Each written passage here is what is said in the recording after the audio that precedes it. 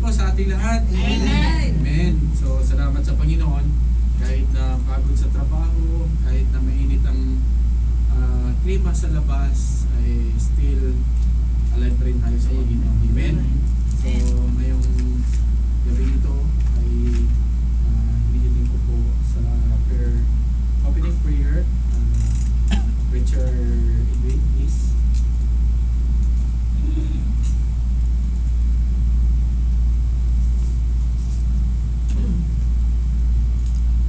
Okay, tayo po ay manalangin. Ilang Diyos na aming mabanal, purihin kayo Ama sa gabi ito. Kami po ay nagpapasalamat sa pagkakapong pag-iingat po sa amin. Salamat po sa patuloy na kalakasan na pinapahinga po sa amin Ama. At salamat po sapagkat muli kami po ay narito ngayong gabi ito para po muli kami po ay malapit sa inyo sa pamamagitan po ng aming panalangin. At muli ang bawat isa po sa amin naman ay malapit sa inyo ng pagpapaan ng puso. Muli kami po ay hihingi ng tawad sa aming po mga kalikuan, na aming po nagawa. At tawad po Ama sa aming mga failure, mga kahinaan.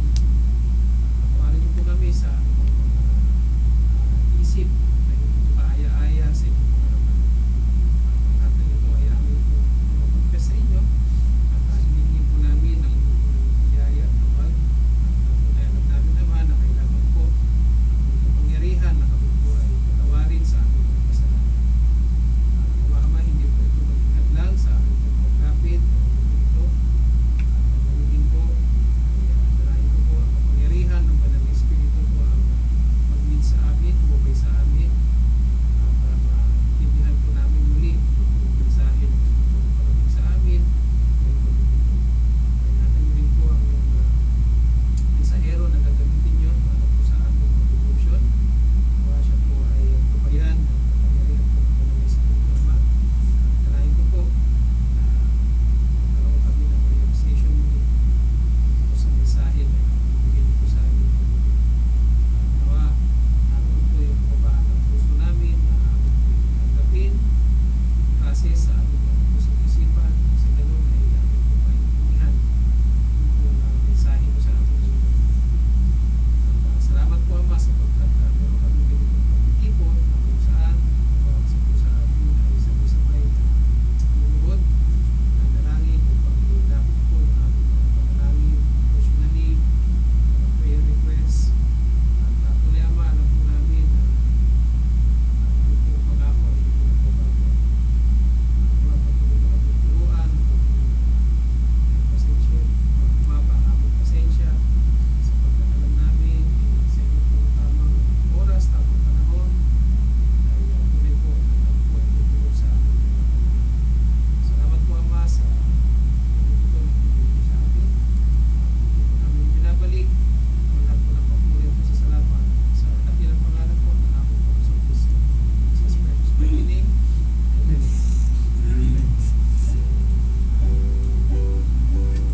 Hinihiling ko po ang ating kapatid, Brother Jeff, sa sumunod. Isang magandang gabi po sa bayan sa tayo po imawad sa ating Panginoon. Amen. At Calvary, 3 verses for the song. Yes. Okay. Ready? Sing. Years I spent in vanity and pride, caring that my Lord was crucified, knowing that it was for me He died on Calvary. Mercy there was great and grace was free, pardon there was multiplied to me. There my burdens all found liberty at Calvary.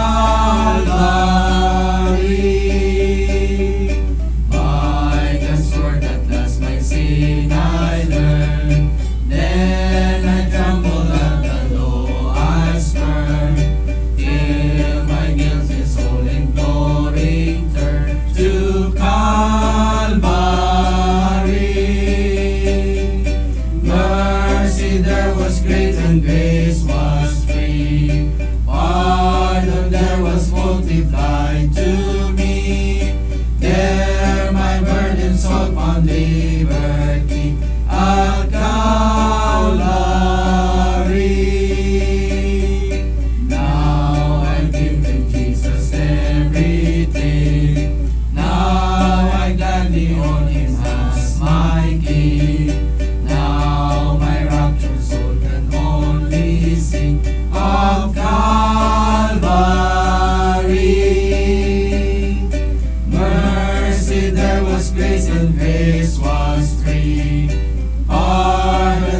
was multiplied to me. There my burden so found liberty at Calvary.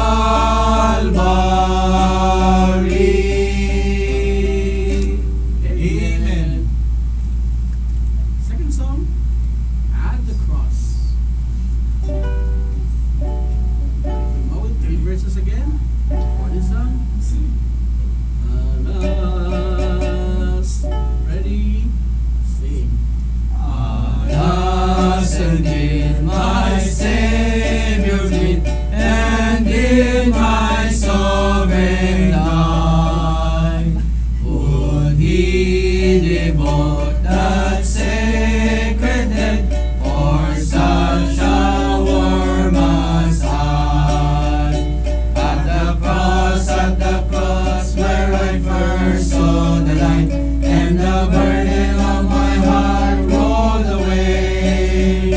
It was there by faith I received my sight, and now I am happy all the day. Was it for crimes that I have done? He suffered on the tree. Amazing pity, grace unknown, and love beyond degree. At the cross where I first saw the light, and the burden of my heart rolled away. It was there by faith I received my sight, and now I am happy all the day. Where might the sun in darkness hide, and shall his glory seen? When Christ the mighty Maker died for man's a creature sin.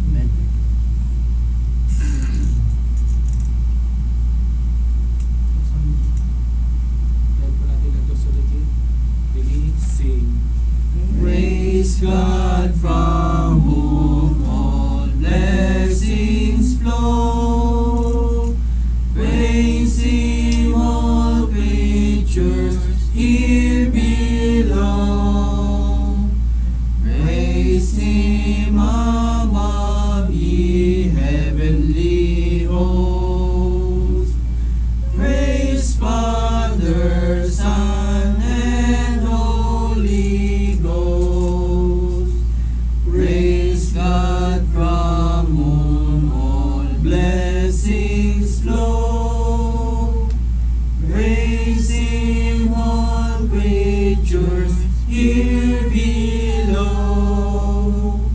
Praise Him above, ye heavenly hosts. Praise Father, Son, and Holy Ghost. Amen. Please be seated. Kainilin po natin ngayong gabing ito.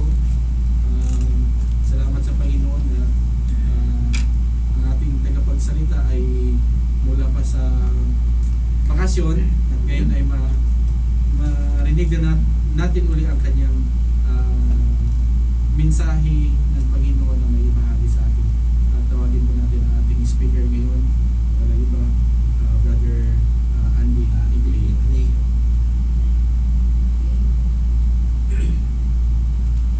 Amen po. Maraming salamat po, Bro Genesis. Sige po. Tayo po'y magsitayo. Ating pong basahin ang text sa 2 Timothy. Ito pong text na to is common na po sa atin. Ano po? Basahin po natin ang 2 Timothy chapter 2 verses. Basahin po natin yung verse 14 hanggang ano po? Hanggang 24. Amen. Yes. Ito po. Yan. 2 Timothy 2:14 hanggang 24 po. Diyan na po ano? Sige po. Verse 14, reading now, begin. Of these things, put them in remembrance, charging them before the Lord, that they may strive not about words, not to profit, but to subverting of the hearers. Verse 13, start to show thyself approved unto God, a workman that needeth not to be ashamed, rightly dividing the word of truth, but shun from vain babblings, for they will increase unto more ungodliness, and their word will eat itself conquer. of whom is Hymenaeus and Philetus, who's concerning the truth of heard, saying that the resurrection is past already, and overthrow the faith of some. Nevertheless, the foundation of God standeth sure, having this seal. The Lord knoweth them that are His, and let everyone that nameth the name of Christ depart from iniquity. But in great house there are not only vessels of gold and of silver, but also of wood of the earth, and some to honor and some to dishonor. If a man therefore purge himself, this he shall be a vessel unto honor, sanctified and meet for the master's use, and prepared unto every good work. Flee also youthful lust, but follow righteousness, faith, charity, peace, with them that call on the Lord out of pure heart. But foolish and unlearned questions avoid, knowing that they do gender strife. Last verse. And the servant of the Lord must strive, be gentle unto all men, up to teach patience. Let's pray po. Ilong Diyos, maraming salamat po sa oras nito at maraming salamat po sa pagkakataon na ako po ay makakapagbigay ng maikling devotion. Nawa maging blessing po ito sa bawat isa sa amin, and maging reminder po sa amin kung bakit po namin kailangan magpagal ng mga salita mo. And dalangin ko, Ama, na i-cover niyo po ako sa inyong likuran, at nawa ang leading ng Holy Spirit po mag-override po ng ating devotion, bigyan po ng wisdom. Maraming salamat po sa patuloy na oras nito, at dalangin po namin ang inyong gabay na hindi po kami gambalain ng kalaban. Maraming salamat po, Ama, po kami dalangin sa tanging pangalan ni Jesus ng Tagapagligtas. Amen. Amen po. Pwede na po makaupo. So, itong text po natin, itong chapter po natin is special itong Timothy ano po. Lalo dito sa chapter 2. Common na po sa atin itong itong text na po. So, ang key text po natin ay manggagaling doon sa verse 15. Bakit po kailangan verse 15? itong verse 15 kasi is napaka-common, especially meron po tayong magaganap na Bible Doctrinal School every Friday. So, ayan po yung sinasabi dyan, study to show thyself approved unto God, a workman that needed not to be ashamed, rightly dividing the word of truth. So, ayan po yung napili kong text, bagamat common na po siya,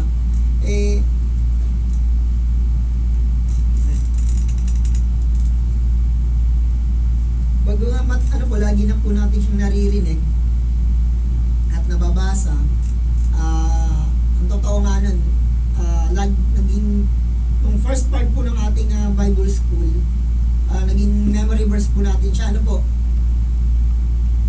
at ganun din dun sa 2 Timothy pa rin, sa 3:15 naman, isa din yun sa mga naging naging verse, memory verse, ano po, all scripture is given by inspiration of God and it's profitable for doctrine, for reproof, for correction, for instruction in righteousness. Ito po yung naging topic ni preacher nung last Friday nung evening, ano po. So, itong dalawang tong text na to is common na po sa atin. Lagi na po natin naririnig. Bakit po paulit-ulit? Ano po? Kasi tinuturuan po tayo maging equipped sa salita ng Diyos nang sa ganun hindi po tayo masilo ng kalaban, kasi lalo na po ngayon sa SOCMED, marami nang lalabasan ng mga false teachers, false prophets, kung sino-sino pang mga nagtuturo ng salita ng Diyos na nagiging dahilan para lalong magkagulo-gulo kung sino ba talaga ang paniniwalaan. Ano po? So, dito po sa ating text, malalaman po natin na wala pong ibang katotohanan kundi ang salita ng Diyos at nandito lamang po sa Biblia. Meron po kasi ibang katuruan din na para mag-fit doon sa nila, doon sa doktrina nila, i-ano nila ngayon yung Biblia, babawasan nila or dadagdagan nila para lang mag-fit doon sa doctrine nila. Ano po? Now, tulad po nung napag-aaralan last Friday nga nung preacher nung sabi ko, at alam naman din natin kung sino ang sumulat ng ng text na to, ano po. At para kanino yung sulat? Syempre po para kay young Pastor Timothy, ano po. And nangyari to during his first missionary journey. And alam mo naman po natin yung history ng dalawa ni Apostle Paul at saka ni Timothy is yung closeness nila is like father and son ang relationship nila eh. Ganun po yung kabanding nila, father and son ng nila. And nangyari ito din, sinulat niya din tong scripture na to during nung nasa loob siya ng prison cell. Ano po, kahit nandun siya sa loob, andun yung eagerness niya na turuan pa rin si young Pastor Timothy na i-endure yung trials bilang isang sundalo ng Diyos, ano po, para so that then he can teach other also, di ba? So tinuturuan siya na maging sundalo ni Kristo para nang sa ganun makapagpatuloy siya na makapaghayag din, makapagturo din ng salita ng Diyos. Ano po? Sabi nga po ng 2 Timothy 2 verse 2, and the things that thou hast heard of me among many witnesses, the same cometh thou to faithful men, who shall be able to teach other also, di ba? Ganun po ka-eager ang ni Apostle Paul para kay young Timothy na turuan si Timothy na mag-strive, maging matapang sundalo ni Kristo, nang sa ganun mai-share niya rin po yung kanyang natutunan doon kay Apostle Paul. Ano po? And then pinayuhan din siya na mag-ingat doon sa pagiging sa pwedeng mangyari as young pastor, kasi siguro po during that time may doon na po yung last yung tawag ng laman o kung ano man yung kaya inano siya na ingatan, ano po, sabi niya nga po, flee also youthful lust, but follow righteousness, faith, charity, peace with them that call on the Lord out of a pure heart. Ano po? So bakit kailangan sabihin to ni Apostle Paul? Kasi po syempre, alam naman po natin na kung sino pa po yung malapit, kung sino po yung andun yung eager na magturo sa salita ng Diyos, yun po yung tinitira ng kalaban. Di po ba? So, ando doon po talaga yung kalaban na aatake sa'yo. Pag ikaw alam niyang nagpapagal ka sa salita ng Diyos, may time na mapanghihinaan ka, may time na aatake si Satan sa'yo eh. Pag nagbigay ka ng pagkakataon doon, madadali ka eh. Yun yung inaano ni Apostle Paul na mag-iingat siya sa trial na pwedeng mangyari, pwedeng ibigay sa kanya ng kalaban na ito. So, yun po yung text, and bago po ako magpatuloy, ang title po ng ating message ay The Threefold Duties of a Believer. Threefold. Ano po? Sige po. Sabi nga dyan ng verse 15, study to show thyself approved unto God, a workman that needed not to be ashamed, rightly dividing the word of truth. Tignan po natin ang tinatawag na threefold duties of a believer when it comes to the Word of God. Himay-himayin po natin yung ano na yan, verse na yan, yung text na yan. Ano yan? 3. 1. Study to show thyself approved unto God. 2. A workman that needed not to be ashamed. At yung 3, rightly dividing the word of truth. Simulan po natin sa number 1. Study to show thyself approved unto God. Ibig sabihin, that believer must be a student of God's Word. Bakit? Bakit kailangan natin maging estudyante ng salita ng Diyos? Dahil po syempre, tulad nga po ng sinabi ko kanina, marami po mga false preachers and teachers ang lumalabas. Ngayon, kung hindi po tayo equipped, kung hindi po tayo nag-aral ng salita ng Diyos, pwede tayong madali nun, pwede tayong maniwala sa kanya sinasabi. Katulad po ng example po, si Mrs. ko may nakita siya sa sa FB, sa Sockmed, about dun sa sa sinasabi nung isang nagtuturo na hindi daw namimili daw ang Diyos ng ililigtas, sabi niya. Nung binasa ko yung nung sinabi ko dun kay Mrs., sabi ko walang pinipili ang Diyos, si Kristo wala siyang pinili na maligtas. Even dun sa Samaritan woman, hindi niya hindi niya kako iniwan yun, siniran yun, mas marami pa kako naligtas doon. Pero ito ko lang naman sa kanya yun. Binasa ko kasi yung John 4 hanggang 1 to 46 yun eh. Binasa ko siya eh. So, sabi ko sa kanya, itigil mo yung panonood mo ng ganyan. Kailangan mag-aral ka ng salita ng Diyos. Kasi katulad yan, pwede kang madala niyan eh. Kung papanoorin mo eh. Kung hindi ka nagbabasa, maliligaw ka. Madadali ka sa Diyos. So, bakit kailangan natin mag-aral? Yun nga, o pag-aralan ng salita ng Diyos para hindi po tayo ma-deceive ng kalaban. Ang kalaban po is deceiver. Deceiver po ang kalaban, sasabihin niya, mali yung katuruan mo. Ito ako. Dito ka makinig sa akin. Wag yan. Di ba? Ganun siya. Lalo na sa panahon nga natin ngayon na, di ba, marami tayong napapanood. Hindi, at nang sa ganon, hindi tayo basta-basta madadala kasi alam natin ang tama. Ano ba ang tama? Ang salita ng Diyos. Ito. Salita ng Diyos na hindi binawasan, hindi dinagdagan. Ano po?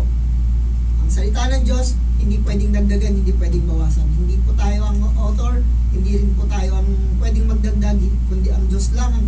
Ang Diyos lang ang may karapatan. Kung gusto niyo magbawas, siya lang. Wala nang iba. Ano po? Ano ba sabi? Sabi ng 2 Peter chapter 2 verse 1. But there were false prophets also among the people, even as they shall be false teachers among you, who privily shall bring in damnable heresies, even denying the Lord that bought them, and bring up themselves self-destruction. Diba? Ngunit may magsisilitaw din naman sa bayan ng mga bulaang propeta at nagaya ng mga sa inyo na magkakaroon ng mga bulaang guro na mga papasok sa lihim ng mga makakapahamak ng mga hidwa ang pananampalataya ay kakatuwa pati ang Panginoon na bumili sa kanila.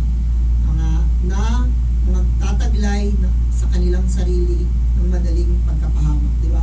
Maglalabasan ng mga yan para ituro ang mali nang sa ganun magkaiba-iba tayo ng paniniwala at the same time para makuha tayo nila na ito ang paniwalaan mo kasi ito yung turo namin, di ba?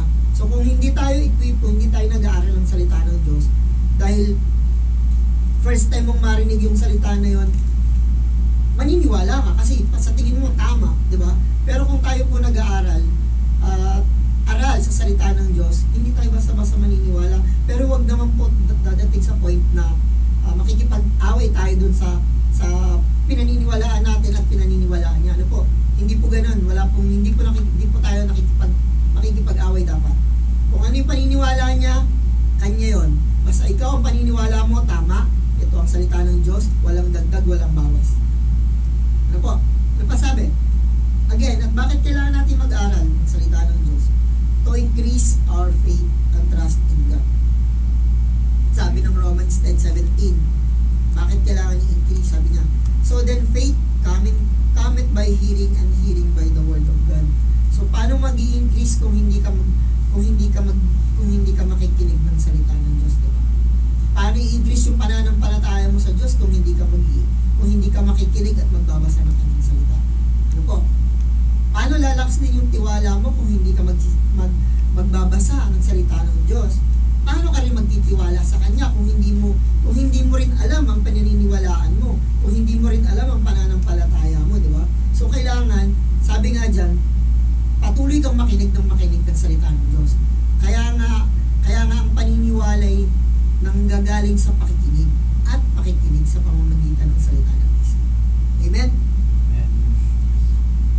Hindi nyo. So, din nga, sabi, faith cometh by hearing.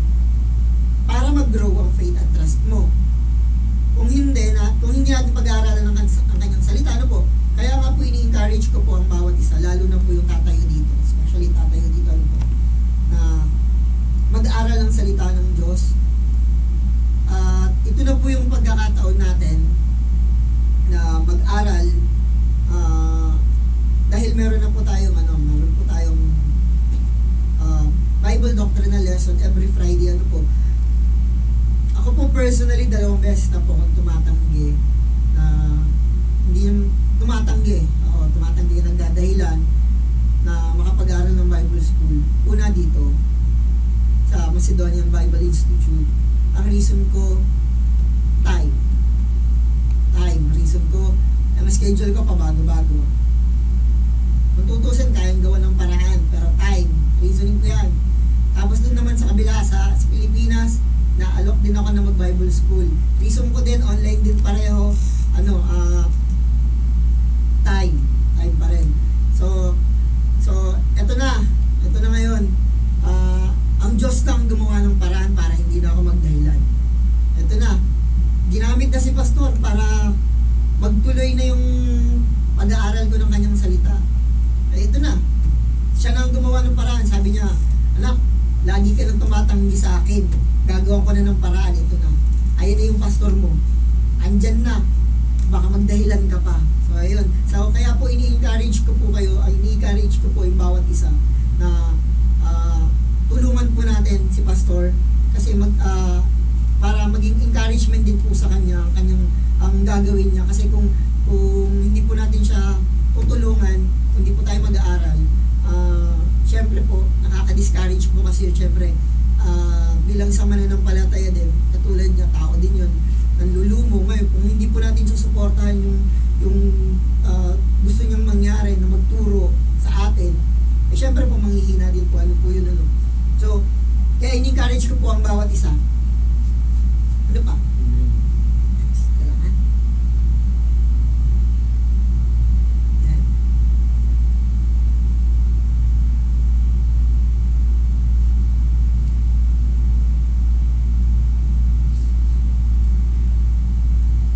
Number 2. Mabilis lang po ito. Number 2. Tuloy muna natin. Meron pa. Yun.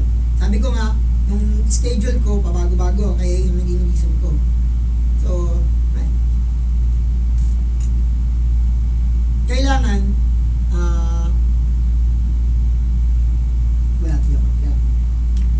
yun nga, gano'n, maging encouragement din po sa kanya. At least makikita niya na nag-i-strive tayo para sa ating sarili, para mapapurihan po natin ang Diyos. Hindi lang nag-i-strive tayo kasi para gusto lang natin matuto. Hindi, nag-i-strive tayo para mapapurihan din natin ang Diyos at lalo natin maintindihan ang kanyang salita. Kaya nga po yung sinasabi yun, so faith cometh by hearing, and hearing by the word of God. Ano po? Number 2, continue po natin. Balik po tayo dun sa text. A workman that needed not to be ashamed. Verse 15 pa rin, dyan pa rin. It means that the believer must be a minister of God's word.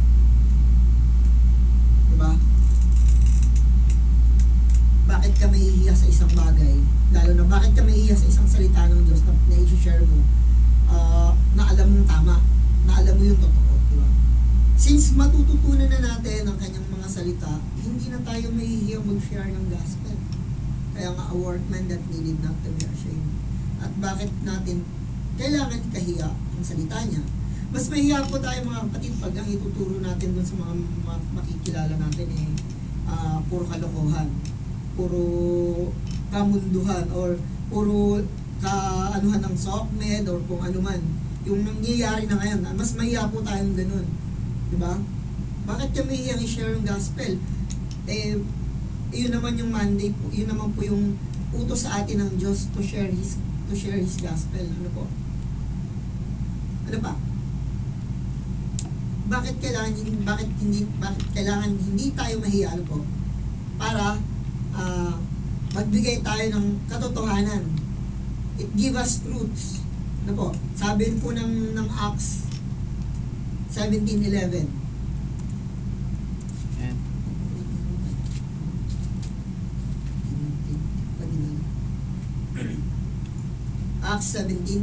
Acts chapter 17 verse 11. These were more noble than those in Thessalonica, that they received the word with all readiness of mind and searched the scriptures daily whether those things were so. Amen. Diba?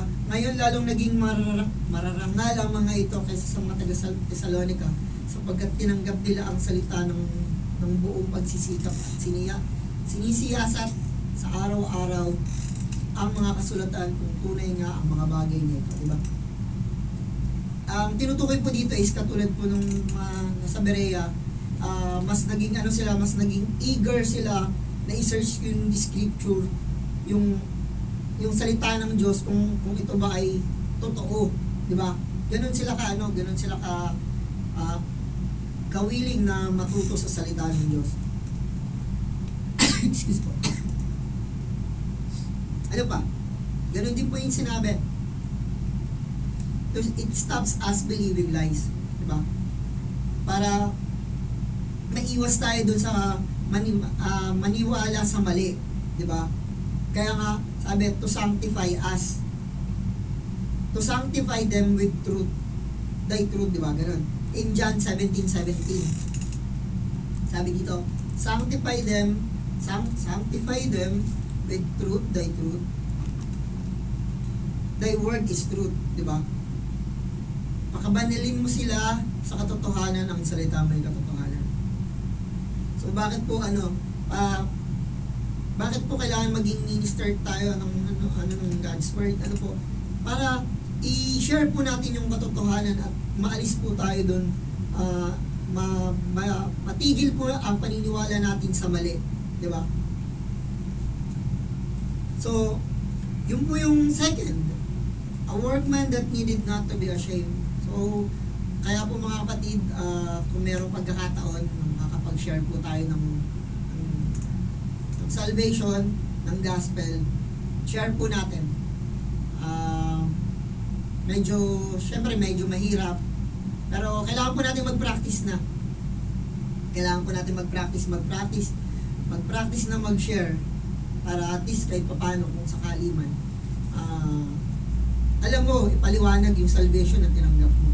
Kahit yung kung paano ka lang naligtas kung paano ka lang niligtas ng Diyos, madali nang ma-explain yun, madali mo na siyang ma-share. Kung hindi mo man kaya yung Romans Road, kung paano ka na lang naligtas, share mo na lang. Ganon, yun na lang.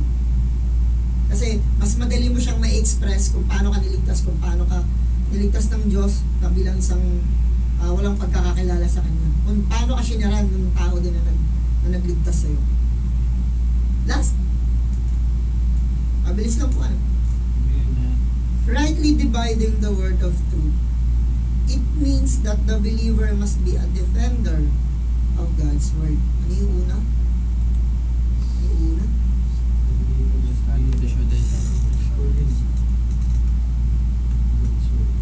Ayan, student. Tapos yung pangalawa, minister of God's word. And yung pangatlo, defender of God's word.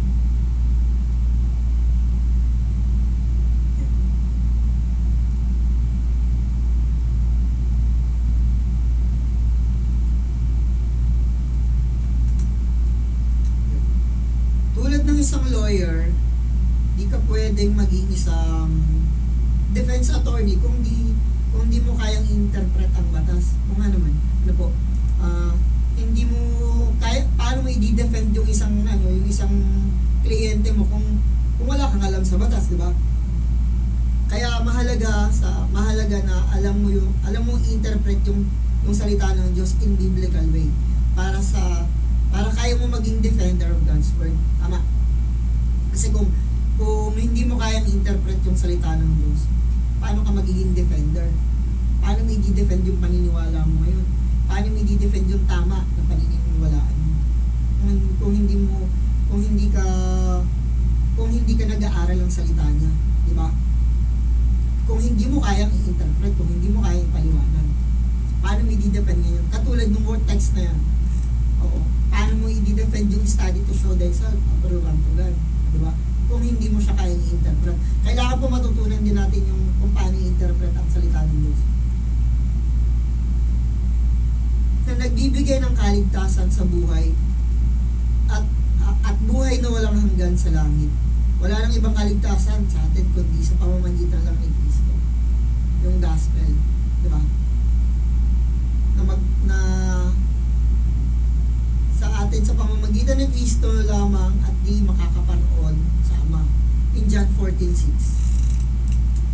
Jesus said unto him, I am the way, the truth, and the life. No man cometh unto the Father but by me. Diba? At yan po ang katotohanan ayon sa kanyang salita. Amen? Kaya po mga kapatid, gamitin po natin itong text na to as encouragement sa atin to strive and learn more His Word. Dahil yung kalaban natin is nagdo-double time na rin. Diba? Para ilayo tayo sa ating tagapagligtas. Para hindi tayo makapagpatuloy ng ating pananampalataya kay Kristo. Kaya po, kailangan mag-aral tayo ng mag-aral nang sa ganon, hindi tayo makuha ng kalaban. Ano po? Ngayon, kung hindi tayo aral sa salita ng Diyos, baka mawin nga tayo sa mali. At hindi porket alam na natin ang salita niya, titigil na lang tayo doon. Alam niyo po, marami pong pastor na kahit na aral na sila sa Biblia, sa salita ng Diyos, hindi po sila tumitigil ng pag-aaral kasi po dahil mahirap po talagang intindihin, napakalalim po talaga ng salita ng Diyos. Mahirap intindihin, kaya kailangan po mag-aral.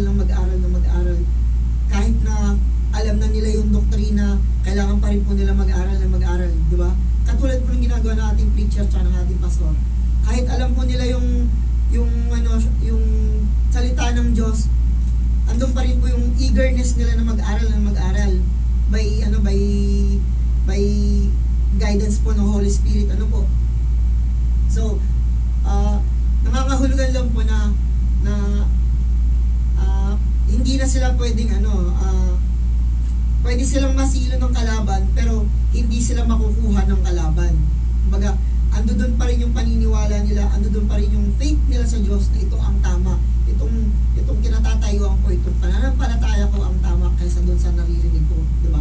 Ganun po, ano po, kasi kung wala po tayo nun, kung wala po tayong ano nun, na ganun ang mindset natin, madali po tayo makuha ng kalaban, di ba?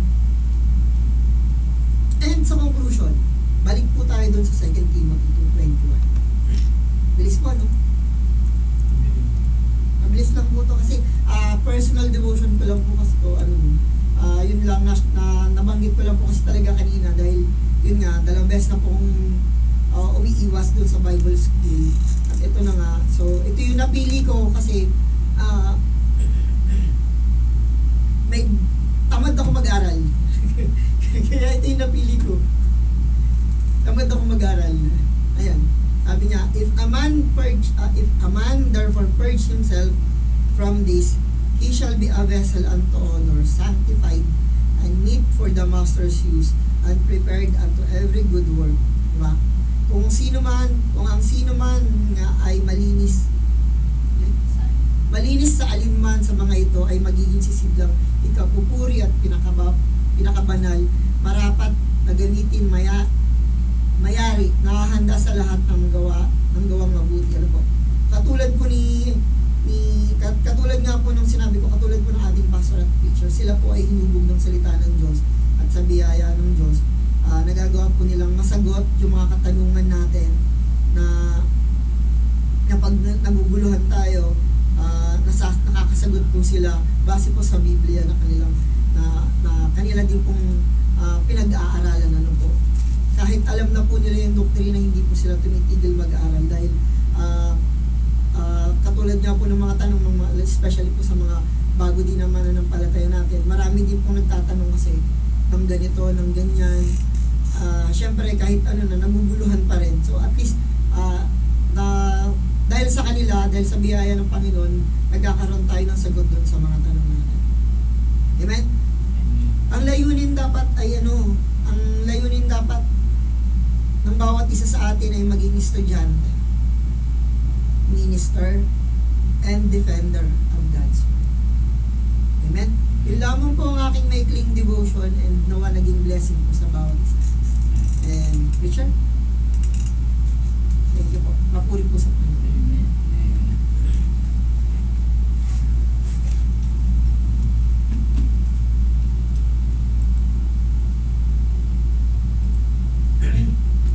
Malang gabi po.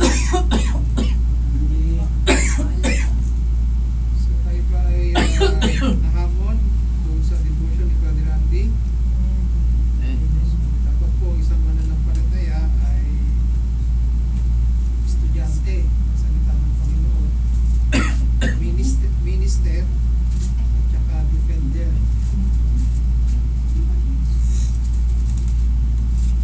So salamat Brother Andy sa inyo pong devotion. So tayo po na-remind ngayong gabi nito. So mahalaga po yung pag-aaral ng salita ng Panginoon. Hindi ka pwedeng maging estudyante ng salita ng Panginoon. Wala tayong commitment. No? Mahalaga yan kasi kapag tayo mag-aaral, hindi talaga matututo. So paano ka magiging isang ministeryo ng Panginoon kung hindi mo alam yung salita ng Panginoon? Diba? So ano na yan eh, sunod-sunod na. No? Paano mo matidepend yung pananampalataya mo, hindi mo alam yung salita ng Panginoon. Diba? So mahalaga po yan sa Kristiyan. Kaya nga meron tayong kaya yan po yung kahalagahan ng Iglesia. No? At salamat sa pagkat maraming instrumento ang Panginoon mo church, binigyan tayo ng mga pastor, evangelist, mga teachers para magturo sa atin. So gagawin lang natin maging estudyante. Sa pagiging estudyante, kailangan natin na mag-commitment. Parang nag-aaral ka lang natin sa koleyo eh. Di ba? Nag-aaral ka. Pag wala kang commitment, hindi ka talaga makakapagtapos. Di ba? So ganun din yan sa atin. No? So huwag tayo maging tamad sa pag-aaral ng salita. Wala namang ibang gagamitin ng Panginoon kundi ang mga mananampalataya. Hindi naman niya pwede gamitin yung mga tambay niya. No?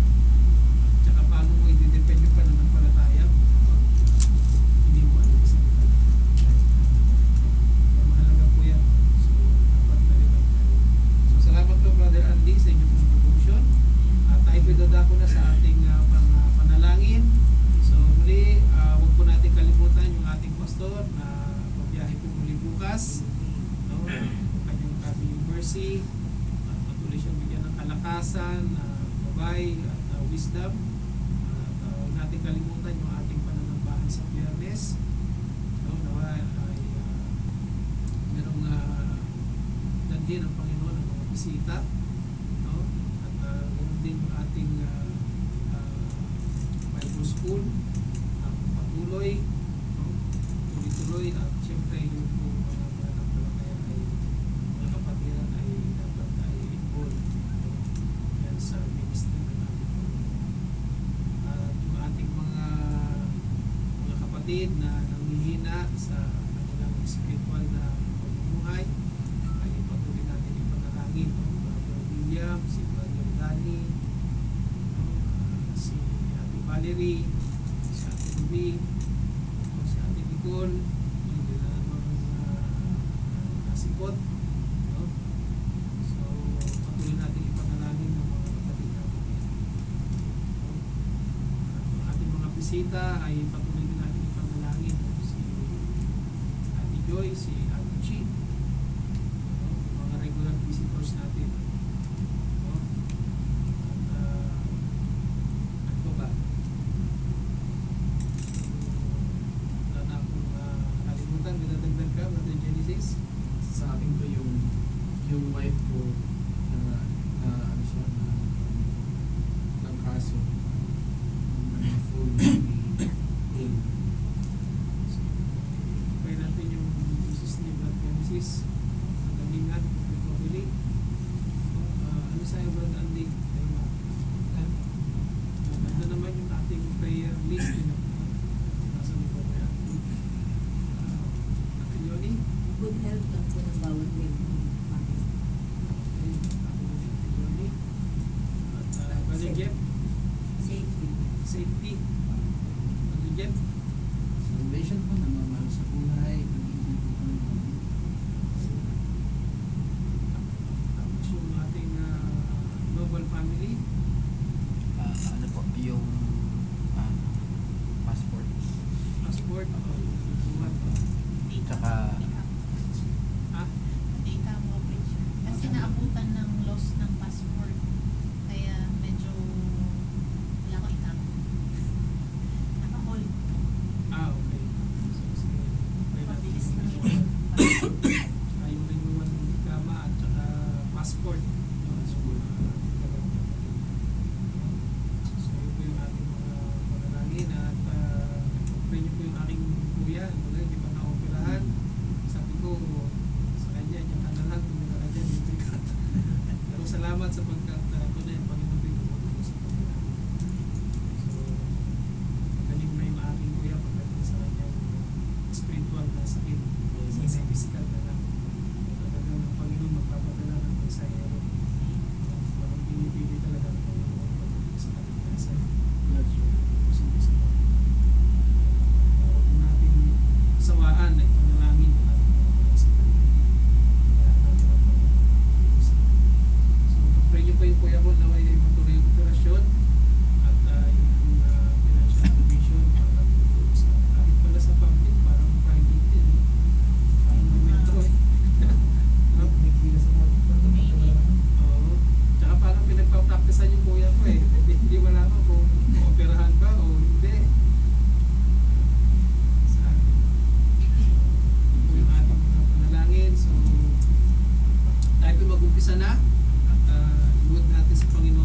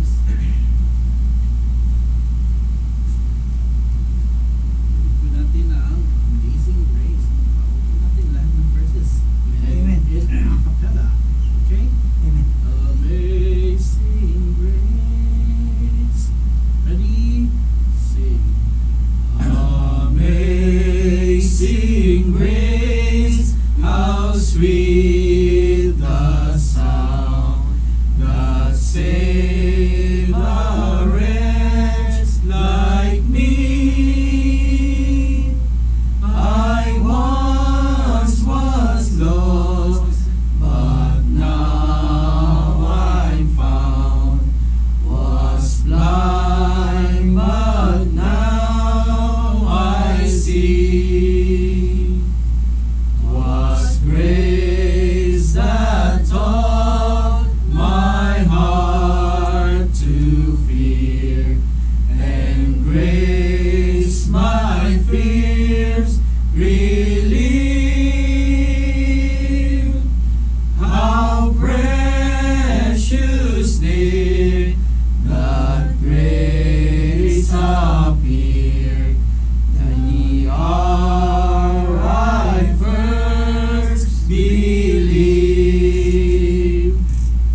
Through many dangers, toils, and snares, I have already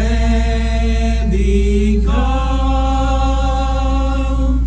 This grace has brought me safe thus far, and grace will lead me home.